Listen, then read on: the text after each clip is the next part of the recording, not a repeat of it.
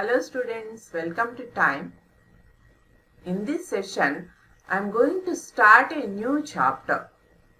But right now at this moment, I am not going to reveal the name of the chapter. As I progress through the introductory part of the chapter, you would be able to get a broad idea of the topic which we are going to deal with in our sessions. Right? So as you had been studying chemistry in all your lower classes and you are studying now also in 9th class, let me ask you a simple question. What's chemistry? Different students may be giving different definitions, but let me show you a picture. So when you see this picture, you get a broad idea that it relates to chemical reactions, right? How do we represent the chemical reactions? In the form of chemical equations. That basic idea you are having because you have seen number of chemical equations, simple equations in your lower classes also. So let me write a simple equation. Hydrogen reacts with oxygen to give water. That reaction I am representing like this. Fine. So what information does this equation give us? There are various aspects. It gives us a lot of information. But one important information that it is giving is that hydrogen and oxygen and water are in 2:1:2 ratio. That means how quantitatively they are related to each other. That means the chemical equations give us a quantitative relationship between the reactants and products among the various substances involved in a chemical reaction. This branch of chemistry which deals with this kind of quantitative relationship that is called stoichiometry. That's known as stoichiometry. Now you would be able to easily predict that this is what is the topic which we are going to discuss. Fine. But you have to keep in mind that many chemical reactions take place in gaseous phase or involve some gaseous substances. Right? That is why the study of stoichiometry is associated with the study of gases, behavior of gases. That means properties of gases and how are they related to each other and all those things. The chapter which we are going to study is behavior of gases and stoichiometry, right? Before going into those things, one thing we should know is that we already know that chemical reactions are represented in the form of equations, fine. But if you have to understand that chemical reaction, that means chemical equation, you should know what CH4 represents. You should know what is O2, what does it represent, what does CO2 represent. All these things if you know, then only you will be able to interpret the equation or analyze the chemical reaction and then study about it. So that means chemistry has a particular language. So only when you know that language, you will be able to understand the details of the topics in the chemistry. Fine. Any language for that matter, if you have to understand that language, you should know the vocabulary in that language. This is also like that only. So before we study stoichiometry, we need to understand the language of chemistry. Because stoichiometry deals with chemical equations, we should know how they are represented, what they mean and all those things. So that is why in this session, we are going to deal with the topic language of chemistry. So the chapter is behavior of gases and stoichiometry, and in our first session, we'll be discussing language of chemistry. Fine. So let's proceed into the topic. You have seen that in periodic table, you have studied periodic table, right? There are more than 100 elements. In some books they give 113, some books 115, 118, whatever it may be. There are huge number of elements. So these are the elements which participate in chemical reactions. We have seen in chemical bonding, chemical reactions involve the formation of bonds and all those things. So some of the elements, let me show you. Common elements, what you know, hydrogen, boron, carbon, fluorine, nitrogen, sulfur, all these things. All these elements are given certain symbols. Can you associate these symbols with any scientist? So he is none other than Berzelius. Johannes Jakob Berzelius was the scientist who was responsible for the idea of giving symbols for the elements. Right? So that is why you represent these elements by means of symbols like hydrogen represented by H, boron B, carbon C, fluorine F, nitrogen N, sulfur S, like, okay. Then these elements, as you know, they form number of compounds. You have seen in chemical bonding that the atoms of those elements combine to form molecules, maybe with the atoms of same element or with the atoms of other elements. Okay, so for example, hydrogen, we have seen that it forms a molecule H2. It exists as H2 molecules, like this way. So boron remains as boron atom. So like this way, atoms combine to form molecules. They can also form some compounds. Just now we have seen water, hydrogen and oxygen combine to form water. So these are all formulae. So symbols and formulae are the first things which we need to discuss in detail in language of chemistry. Fine. So what are these symbols? Symbols are nothing but they are shorthand representations, shorthand notations used for representing a single atom of an element. If I say C is the symbol of carbon, right? So if I write C, what does it mean? It means that it is a single atom of carbon. If I write 3C, that means 3 atoms of carbon, right? So that means this symbol represents a single atom of an element. So all these are common elements only. You must be knowing the symbols for all these elements. Like you take phosphorus, P is the symbol, oxygen O is the symbol, sulfur S is the symbol, that way, right? All these, if you observe, they are all the first letters of the English names. These are all English names. First alphabet, first letter of the English names is taken as the symbol. Sometimes the names of 2 or more elements have the same initial letter. What will you do then? For example, if we take A, aluminium starts with A, argon starts with A, arsenic starts with A. So we should give them different symbols because symbol should represent only one element. So here if we take aluminium, most of you must be knowing, we write it as Al. Argon we write it as Ar. Arsenic we write it as As. That means we are writing another letter also along with the first letter because we need to distinguish these elements. Initial letter is written in uppercase. Second letter is written in, second letter need not be the second letter in the name of the element. Okay, in some cases, say suppose aluminium and argon, second letter is taken. Fine. But in case of arsenic, you have taken third. So it may be any letter in that name of the element. Usually, the most prominently spelt letter is taken. Aluminium, L is prominently spelt. Argon, R is prominently spelt. Arsenic, S is prominently spelt. Like that way, it is taken. And it is written in lower case. So when you are writing aluminium, you need to write like this only. You should not write like this. Fine. See here, if you observe, barium, beryllium, both are starting with B.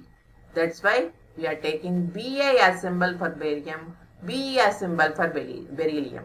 Similarly, palladium, Pd, platinum, Pt. See, not second letter.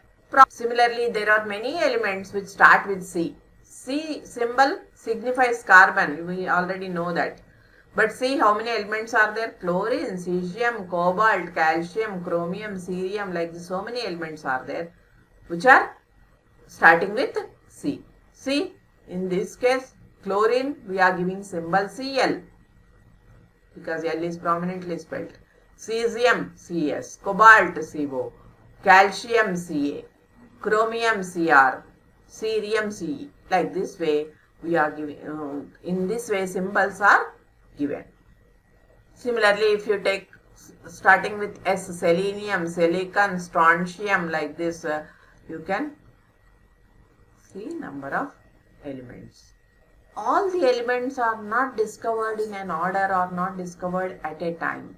Okay, they are discovered over a period of time. So there are few elements which were known from antiquity, means very old civilizations, you know, Bronze Age, Iron Age and all those. So where those elements were known at that time. So when English was not in prominence actually, so that time they have given Latin or Greek or German names. So depending on probably where the civilizations flourished, so they have given those names. But they were the actually forerunners for the progress of modern chemistry. So therefore, their work also should be recognized. So some symbols are given based on their old names, Latin, German or Greek names. Of course, now English names are there. But if symbols are given based on only English names, then those names people will forget. We would have forgotten by now. So that is why to keep those names in usage, symbols are given based on those names.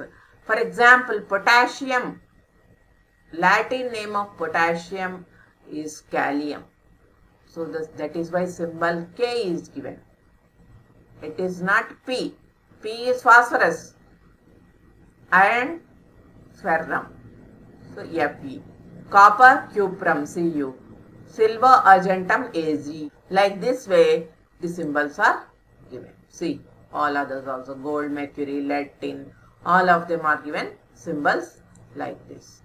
Some are Greek names and Greek or German names are also there. Sodium, Greek name is natrium. That is why symbol Na is given. Antimony, Greek name is tibium. Therefore, symbol Sb is given. Tungsten, German name is wolfram. Therefore, W is given. So this is the only element which has German name. Fine. Wolfram. Right? Let us talk about formula. Now we know the symbols. As you study, you will be getting the symbols for all the elements. Most of the elements you must be knowing already. What is meant by formula? Formula represents a single molecule of an element or a compound. Symbol represents a single atom. Let me take an example. Symbol N means you understand it as nitrogen atom, one atom of nitrogen. If I write N2, you should understand it as one molecule of nitrogen. If I am writing 2N, you should understand it as two atoms of nitrogen. Here 2 is coefficient, here 2 is subscript. In a formula, the number written is subscript. Fine.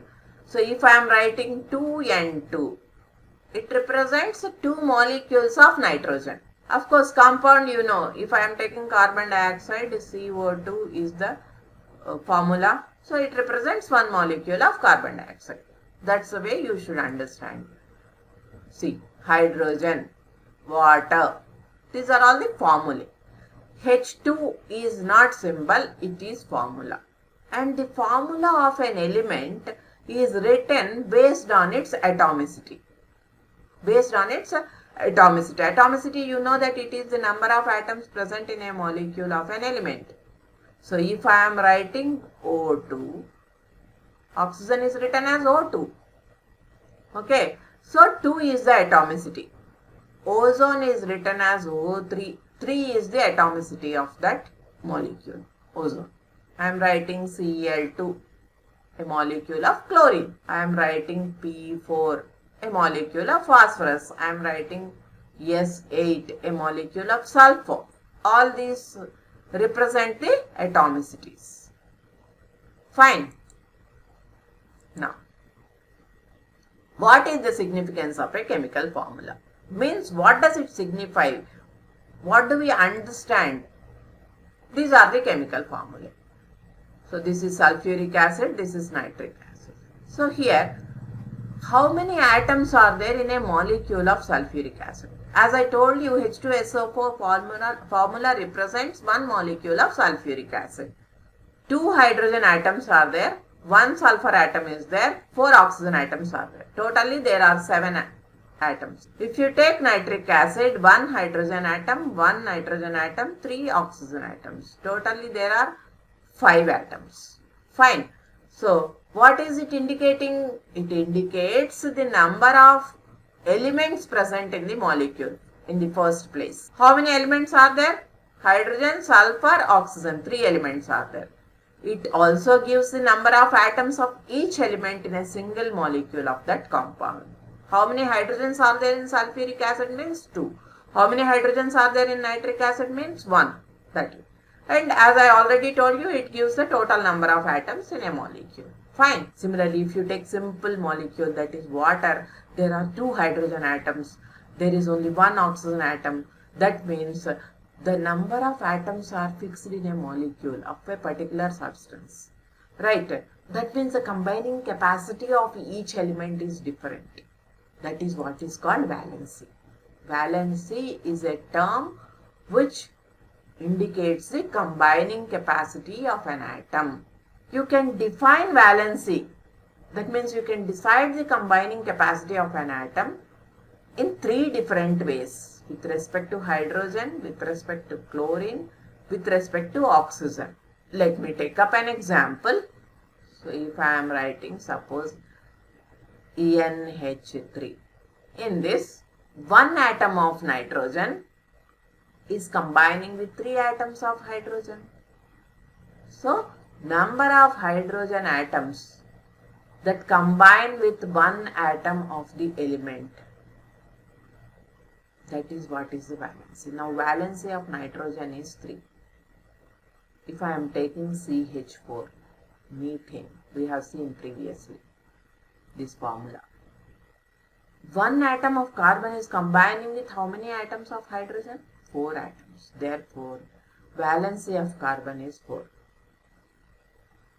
Similarly, with respect to chlorine also you can tell. It is also same. Number of chlorine atoms that combine with 1 atom of that element. For example, if I am writing PCl5. Okay. 1 phosphorus atom combines with 5 chlorine atoms. So here, valency of phosphorus is 5. Fine. But with respect to oxygen, if you take, it is twice the number of atoms that combine with 1 atom of the element. You have to take twice. For example, if I am taking NO2, 1 nitrogen atom is combining with 2 oxygen atoms. Therefore, valency of nitrogen means twice you have to take. That is 4. Similarly, if I am taking phosphorus pentoxide, P2O5 is the formula. Okay. 2 phosphorus atoms combine with 5 oxygen atoms. 1 phosphorus atom means it should be half of it.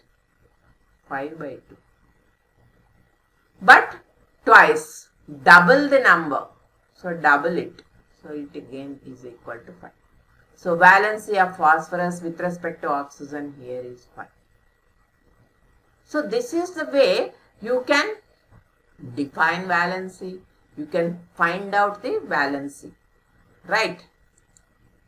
Now, there are certain cases, you know that the atoms try to gain stability. That is why they form molecules. But there are, so the atoms either gain electrons or lose electrons to form ions which are more stable than the atoms.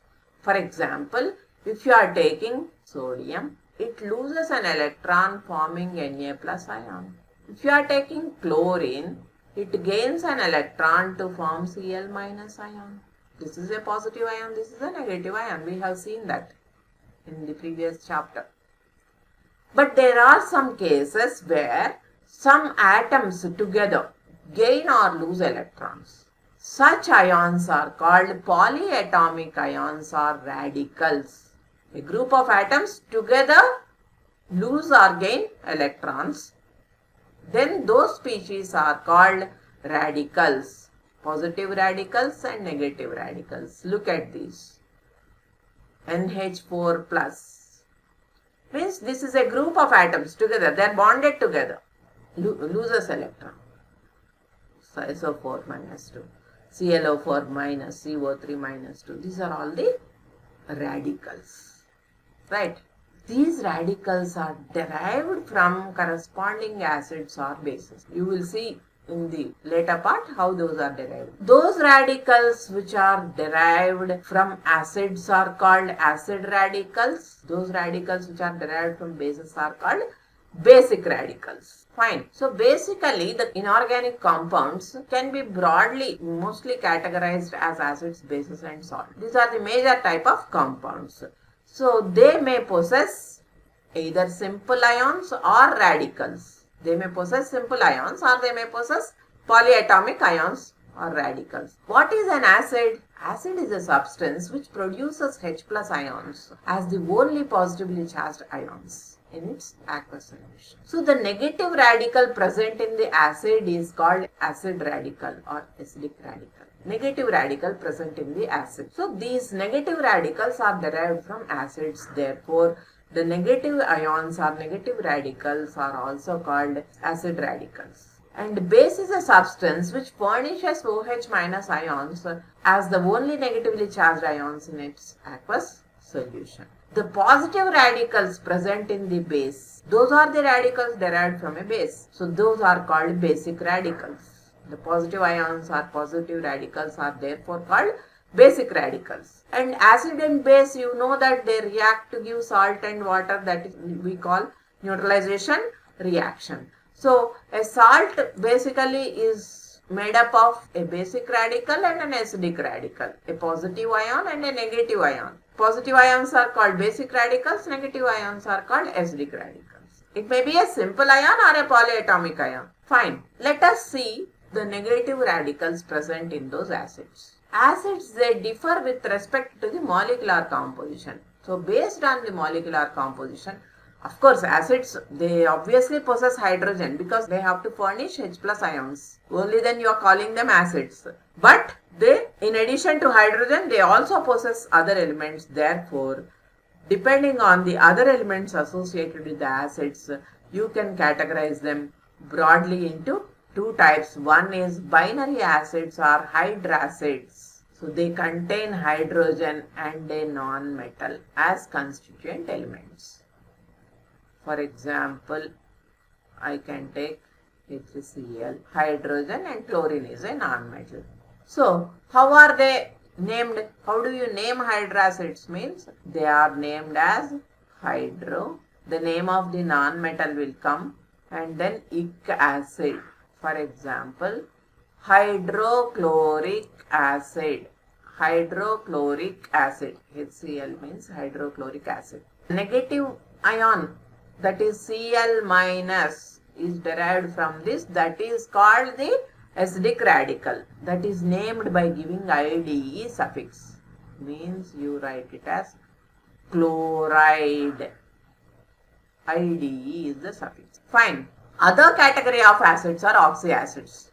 So they also possess hydrogen and a non-metal, but in addition to that, they also possess oxygen as one of the constituent elements. But the naming of these oxyacids depends on the number of oxygen atoms in it. You will be studying a little bit later in the session. Same thing. Radicals are also given suffix based on the type of acid from which they are derived. Right. Let me take an example. Carbonic acid. This is called carbonic acid.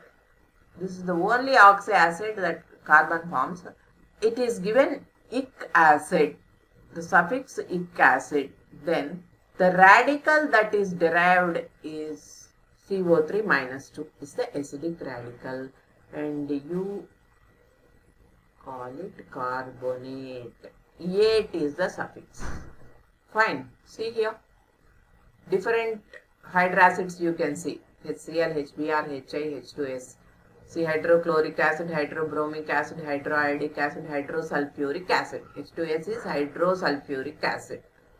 See the radicals derived and the names, all of them are having IDE suffix. Right. Let us see the oxyacids. See, sulfur forms two kinds of oxyacids. As I told you, oxyacids may differ with respect to the number of oxygen atoms. Same non-metal, sulfur only. But in this case, 3 oxygens are there. In this case, 4 oxygens are there. The acid which is having less number of oxygens is given suffix us acid. The one which is having greater number of oxygen atoms is given ic suffix, ic acid. Similarly, the radicals, see here, SO3 minus 2. Why is it getting minus 2? Because hydrogen is plus 1.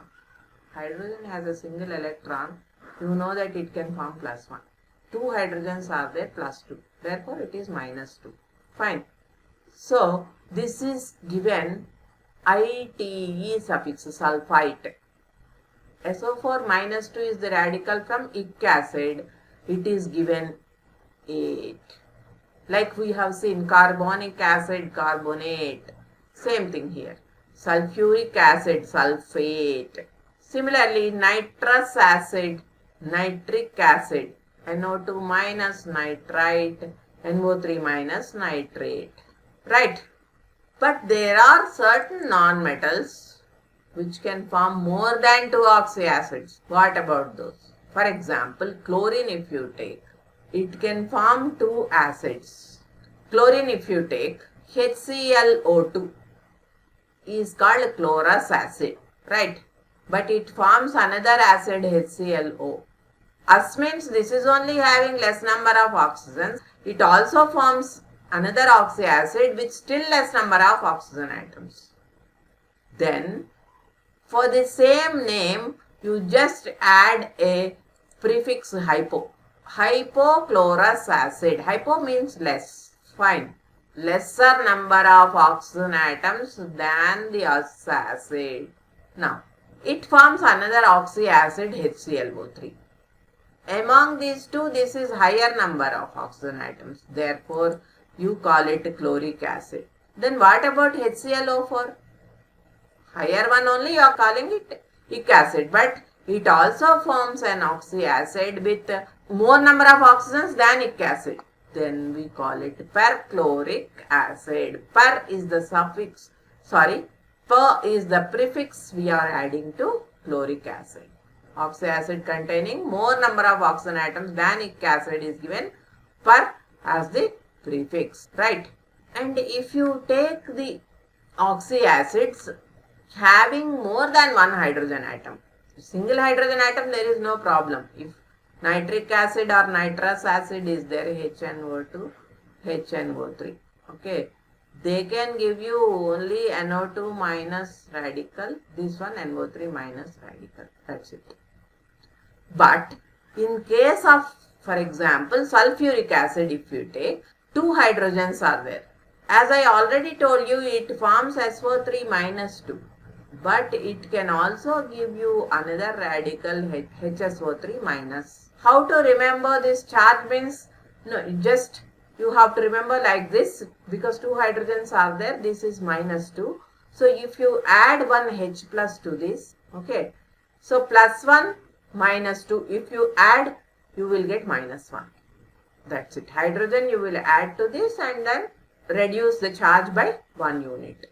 HSO3 minus. What is the name of that radical? SO3 minus 2 is sulfite. You know that. You just add bi to that. Or you say hydrogen sulfide. You can add hydrogen because it is containing hydrogen. Similarly, HSO4 minus is bisulfate.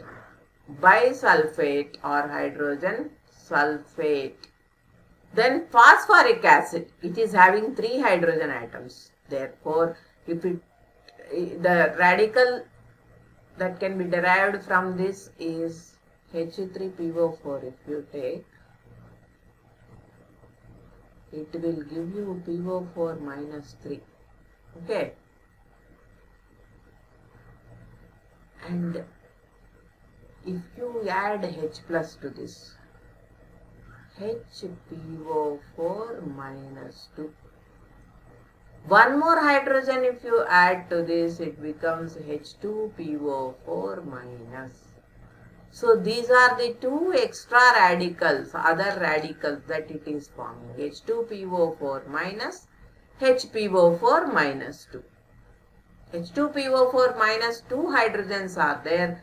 Therefore, you call it dihydrogen phosphate. Here, one hydrogen is there. So, you call it biphosphate or hydrogen phosphate. Similarly, carbonic acid, I already told you that it can form CO3 minus 2. But because two hydrogens are there, it can also form HCO3 minus bicarbonate or hydrogen carbonate. Right. These are all the radicals that are derived from the acids. Now coming to the radicals derived from bases. What is a base? I already told that base can furnish OH minus ions. This is called hydroxide ion. OH minus is called hydroxide. So the positive ions are derived, or positive radicals are derived from bases. They get the name of the metal ion. Mostly metals form positive ions, therefore name of the metal ion is given. So when you are writing the name of the base also, first you write the name of the metal or positive radical and then you write hydroxide. Just see some examples. NaOH, sodium hydroxide, KOH, potassium hydroxide, CaOH twice, calcium hydroxide, AlOH thrice, aluminium hydroxide. In this way. Okay. Why am I writing single OH here, 2 OH minus here, 3 OH minus here? Means here valency. You have already seen in chemical bonding that this stable ion here, it is Na plus. They form Na plus and K plus. Depends on the valence electronic configuration. Ca plus 2, Al plus 3 are the ions formed. Therefore, accordingly, you have to write the formula which you will be learning little bit later. Now, there are certain metals which give ions with more than one valency. That is what is called variable valence. Here, one ion may be with lower charge, other ion may be with higher charge. In that case, the ion with lower charge gets us suffix. The ion with higher charge gets ik suffix. There is another way of writing also. The name of the metal is written and in brackets you write the valency in Roman numeral. I'll tell you how. If you take mercury, its symbol is Hg. Okay, it forms Hg plus ion. Hg plus 2. Two kinds of ion. Give us suffix for the lower charge ion. You give ik suffix for the ion with higher charge. Mercurous, mercuric. Or you can write mercury 1. Roman numeral 1 in brackets. Mercury 2. Similarly, lead forms Pb plus 2, Pb plus 4. Plumbum is the Latin name for that. Plumbus, plumbic. Lead 2, lead 4. Similarly, Aurus, auric. Aurum is the name for gold. So, Au plus Au. Aurus, auric. Gold 1, gold 3. In both the ways you can write. See here. Copper, plus 1, plus 2. Cuprous, cupric. Or copper 1, copper 2. Iron, plus 2, plus 3. Ferrous, ferric. Or iron 2, iron 3. Tin, stannous, stannic. Tin 2, tin 4. See, if we are writing the base, we write it as ferrous hydroxide or iron 2 hydroxide. If you take ferric, plus 3 ion if you are taking ferric hydroxide, iron 3 hydroxide. Naming of positive radicals. Simple ions we have seen, but generally positive radicals are not formed. Only there is a single radical that we come across, that is NH4 plus. I have already told you, NH4 plus. How do we name it?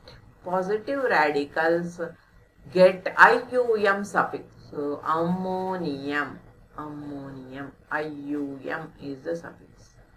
Similarly, if we take H3O plus, actually we don't use it in writing formulae, but hydronium. While writing formulae, you come across only ammonium radical, positive radical I mean to say.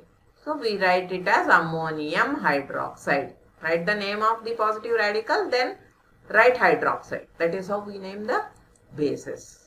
Then how do we name the compounds? Most of the compounds, they possess positive ions and negative ions, or positive radicals and negative radicals. See, if there are only two elements in a compound, we call such compounds as binary compounds. If there are only two elements in a compound, we call that compound as binary compound. The two elements can be metal and non-metal, or it can be non-metal and non-metal. Both can be non-metals, or one metal and one non-metal. So let us now first see binary compounds formed by a metal and a non-metal. You have already seen that the compounds formed combination of metal and non-metals are usually ionic compounds, or we call them salts. Right? Let us see. Magnesium chloride, magnesium chlorine, calcium chloride, barium oxide, hydrogen sulfide. Though hydrogen is not a metal, but because it is electropositive, its electropositivity is comparable to metals, so we are considering it as electropositive element, you can say. Can't say metal, but electropositive element.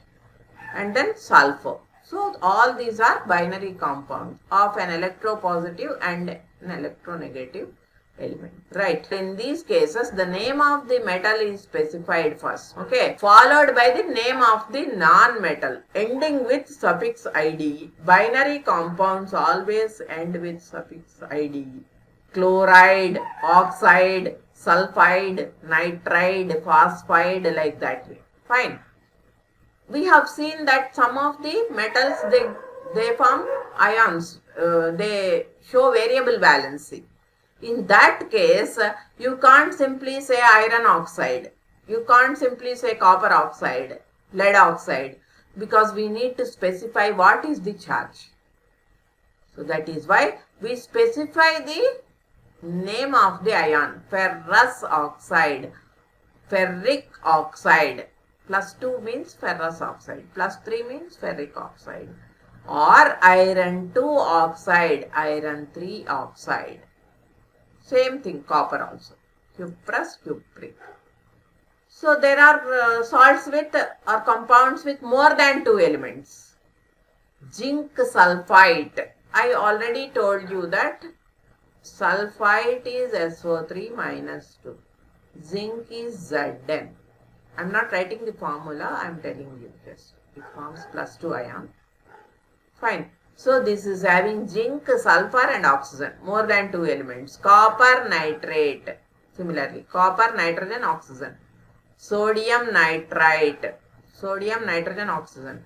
So all these can be considered. We can also tell them that they are salts of the oxyacids. They are all salts of oxyacids. All these up to this. Ammonium chloride is not oxyacid, salt of oxyacid, but it contains the positive radical ammonium. Ammonium chloride contains ammonium ion, chloride ion. Means 3 elements. Nitrogen, hydrogen, chlorine. 3 elements are there. Fine. Similarly, we have already seen that hypochlorous acid giving hypochlorite. Okay. Sodium hypochlorite, calcium hypochlorite, potassium chlorate, perchlorate. Chlorate, perchlorate. chlorite, hypochlorite. So all these are the salts of different oxy acids. Therefore, they possess more than 2 elements. Now, a binary compound can also be formed by 2 non-metallic elements. Both can be non-metallic elements. Means both are highly electronegative elements, you can say. See, sulfur oxygen, carbon oxygen. So both are electronegative. Sulfur fluorine, nitrogen oxygen. These are all non-metals only. Carbon sulfur, carbon chlorine. In that case, so always you write the less electronegative element first. Then more electronegative element. Like in case of metal and non-metal, you are writing metal first and then non-metal. That means electropositive element first and electronegative element later. So here both are electronegative, highly electronegative ones. But among those less electronegative element or more electropositive element, you can say, is written first. Okay, that is the convention. So that is why if you are writing the compound, formula of the compound between oxygen and fluorine, you write it as OF2, not as F2O. Because oxygen is less electronegative, you are writing like this. Less electronegative than fluorine. Okay, so you should not write like this. But if you are taking water, you are writing H2O. Because hydrogen is less electronegative, or you can say electropositive. Oxygen is more electronegative. Fine. Order of electronegativity, you already know. This is the order of electronegativity you have studied in periodic properties. Right? The ions or radicals are usually categorized on the basis of the magnitude of their charge. Monovalent ion or radical, divalent, trivalent, tetravalent, depending on the magnitude of the charge. They can be positive or negative. Monovalent positive ion, monovalent negative ion, divalent positive ion, divalent negative ion, or divalent negative radical, that way. So let us just have a look at the different categories of negative ions. Monovalent, if you take hydride, hydroxide, dihydrogen phosphate, hypochlorite, chlorite, chlorate, nitrate, nitrite, bicarbonate, bisulfate, number of radicals are there. Then divalent radicals, if you take chromate, see CrO4 minus 2, peroxide O2 minus 2, oxide is O minus 2. O minus 2 is a divalent radical oxide. O2 minus 2 is also a divalent radical, that is peroxide. Silicate, sulfide, zincate, sulfate, dichromate, like this number of radicals are there. HPO4 minus 2, biphosphate. Then trivalent radicals, phosphate, phosphide, nitride, all these are trivalent. And there is a tetravalent negative radical also, that is ion actually. Tetravalent negative ion also, that is C minus 4, carbide. Fine. Because only non-metal is there, see all of them, they are getting IDE suffix. Hydride, nitride, phosphide, no oxygen. Without oxygen, if only non-metal is there, they get IDE suffix. Fine. Similarly, let us see positive ions also. Sodium, potassium, lithium, ammonium, hydronium, hydrogen, all these are positive. Barium, calcium, zinc, magnesium, nickel, cobalt, all these are divalent ions. See, trivalent. Mostly you will be getting aluminum and iron trivalent ions. Meaning gold also is there, trivalent ion. Because iron and gold, they show variable valency. You can have +2, you can have +3 also. Formulae of the compounds, if we have to write. So that is what is important. In the chemical equations, we need to use symbols and formulae. So when you have to write the formulae for any compound, what is the basic principle that you need to follow?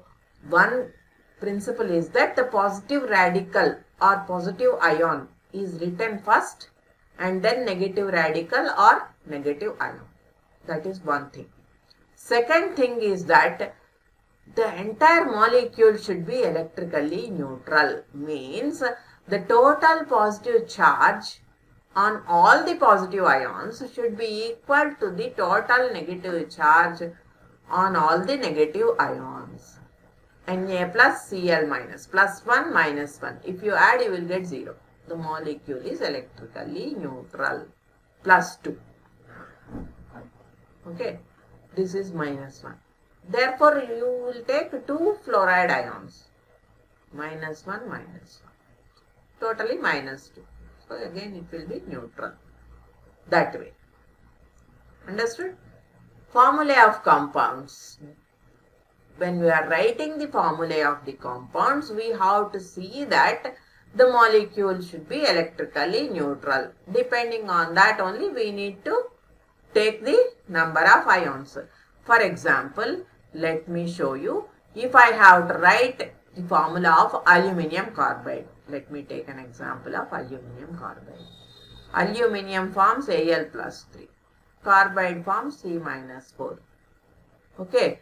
So, here 3 and 4 you cannot make it equal. Therefore, you take the common multiple.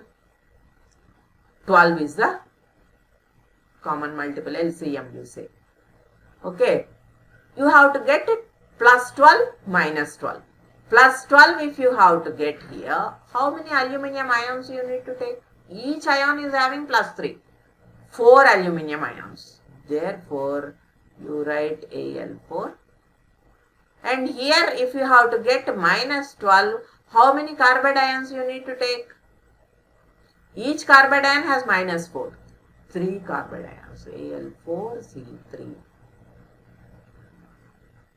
This is how we need to write the formula in such a way that the total positive charge should be equal to the total negative charge.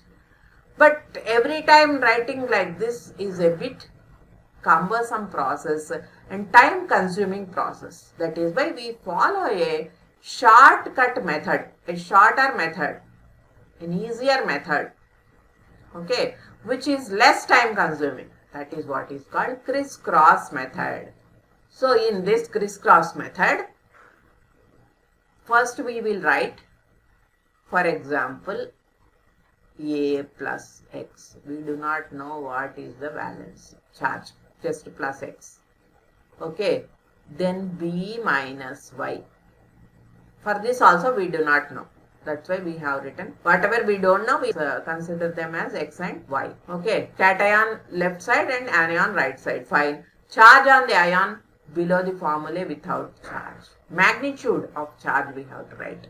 Here it means that it is magnitude. Then that means valency we have to write. We write A, below that X, and then B, below that Y. Without the sign we have to write valency. After this, we need to exchange these valencies. We write X here, we write Y here. Fine. And now these numbers, they will be the subscripts. A, Y. This number will be the subscript for A. This number will be the subscript for B. A, Y, B, X. That is the formula. Fine. Because we are exchanging the valencies and writing them as subscripts, we are calling it crisscross method. Now, see one example also you can see. Ca plus 2 N minus 3. Calcium nitride. See, 2, 3. You need to exchange like this. This will get 3, this will get 2. Ca3 and 2. After exchange, we will get Ca3 and 2. So here different types of compounds we can see. How do we write the formula by crisscross method? Ions with equal charges, or sometimes ions may be having charges which have a common factor. I say HCF, highest common factor. In that case, For example, if we take ferrous oxide, ferrous ion Fe plus 2, oxide ion O minus 2. So we write 2 and 2.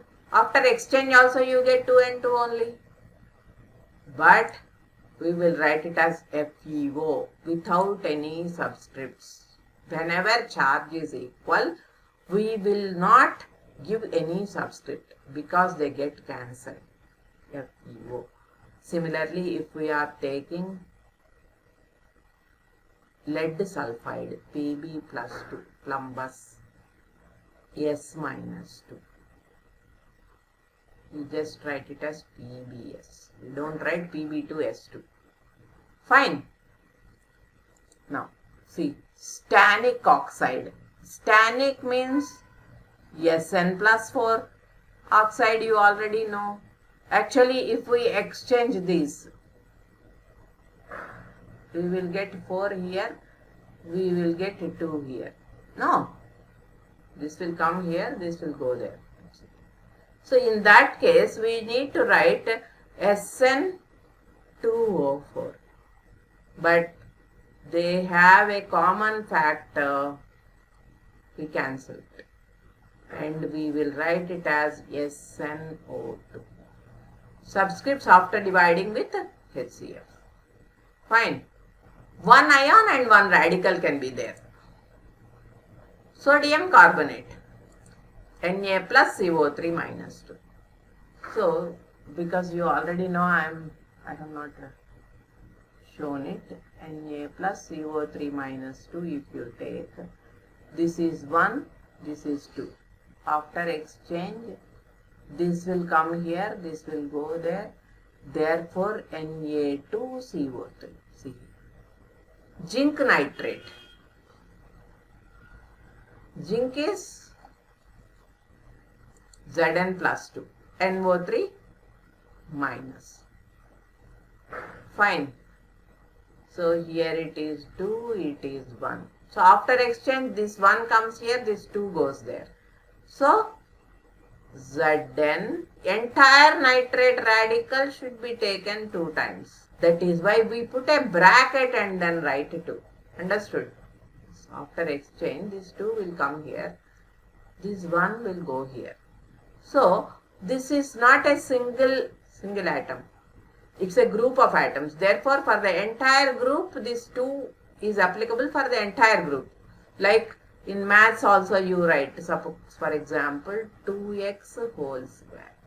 Means this square is for both 2 and x. If we write 2x square, it is different. This square is only for x. So that is why we have to be careful. We need to write it in brackets. Calcium phosphate. Ca plus 2 PO4 minus 3. This is 2, this is 3. After exchange, what happens? This becomes 2, this becomes 3. So Ca3, PO4, put in brackets and write 2. Simple ions we don't put in brackets because it corresponds to only one atom. Only one element is there, calcium. Right. There can be some compounds where both are radicals. Ammonium bicarbonate. Ammonium is NH4 plus. Bicarbonate is HCO3 minus. Plus 1 minus 1. 1 only. So you write NH4 HCO3. It means that one ammonium radical is there, one bicarbonate radical is there. No need of bracket because it is taken only one time. Ammonium sulfate, if we have to write, NH4 plus SO4 minus 2. Therefore, this is 1, this is 2. So when you crisscross it, this become 2 comes here, this 1 comes. So we have to crisscross and then write it as NH4 taken twice SO4. NH4 is 2 times. SO4 is 1 time. Because it is plus 1. 2 times means plus 2. NH4 taken twice. SO4 is ammonium sulfate. Similarly, if we are writing ammonium carbonate, we will write NH4 twice CO3. If we are writing ammonium phosphate, we will write NH4 thrice PO4. Fine. For bicarbonate, you are not getting any bracket because it is carrying a charge -1. Right? What all the information is obtained from the formulae? Already we have seen, just giving a gist. Elemental composition of the substance. What are the various elements in the substance? Suppose I am telling you ammonium bisulfate. Nitrogen is there, hydrogen is there, sulfur is there, oxygen is there. So what is the formula of ammonium bisulfate? NH4 HSO4. So nitrogen, hydrogen, sulfur, oxygen. Total number of atoms in a molecule. How many atoms are there in this? 5, 6, 7, 11 atoms are there. Already we have seen. Ammonium phosphate. How many atoms are there? 3 nitrogens plus each ammonium 4 hydrogens. 3 ammoniums are there, 4 3s are 12. So you need to multiply 12 hydrogens plus 1 phosphorus plus 4 oxygens. Totally 12 plus 3, 15 plus 1, 16 plus 4, 20 atoms are. Fine. Number of atoms of each element in a molecule. See, you have seen. How many nitrogens are there? You can tell. You will be able to get this information correctly provided you write the correct formula.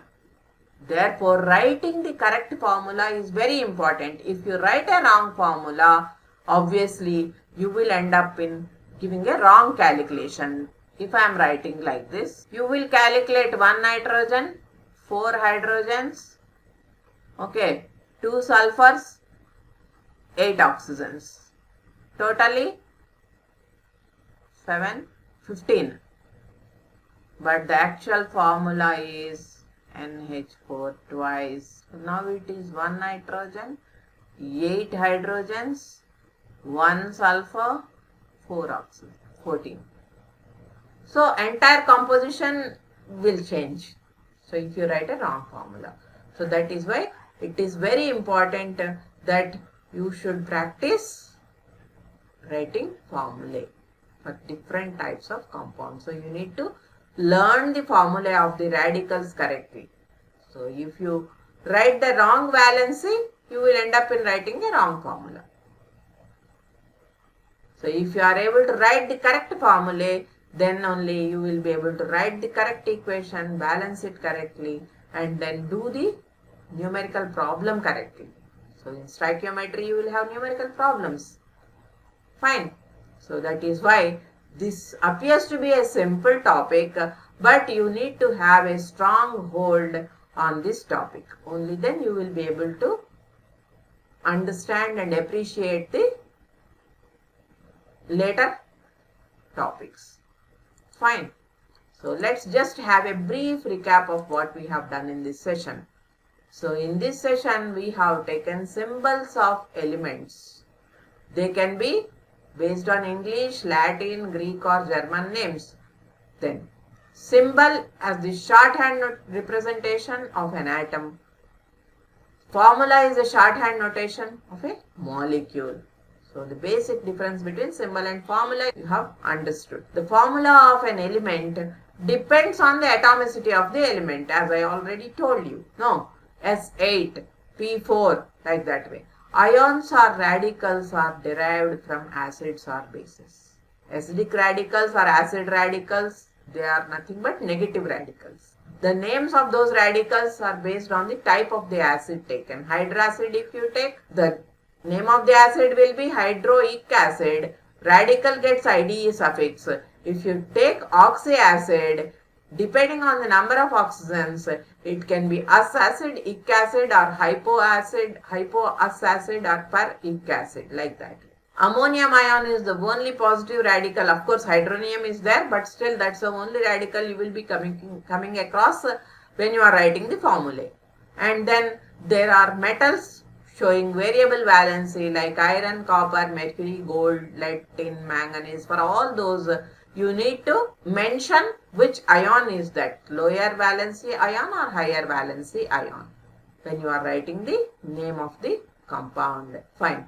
Bases are named as hydroxides, usually metals except for ammonia. All others are metal hydroxides. Then binary compounds obviously contain two elements. It can be metal and non-metal. That means electropositive element, highly electropositive element and an electronegative element, or two electronegative elements. When you are writing the formula of a compound, what is the main principle that you have to understand, have to follow is that total positive charge should be equal to the total negative charge in the molecule. So for that only you follow a short method that is called crisscross method, where you can write the formula by consuming less time. So the formula of a compound gives us information regarding the molecular composition of the substance.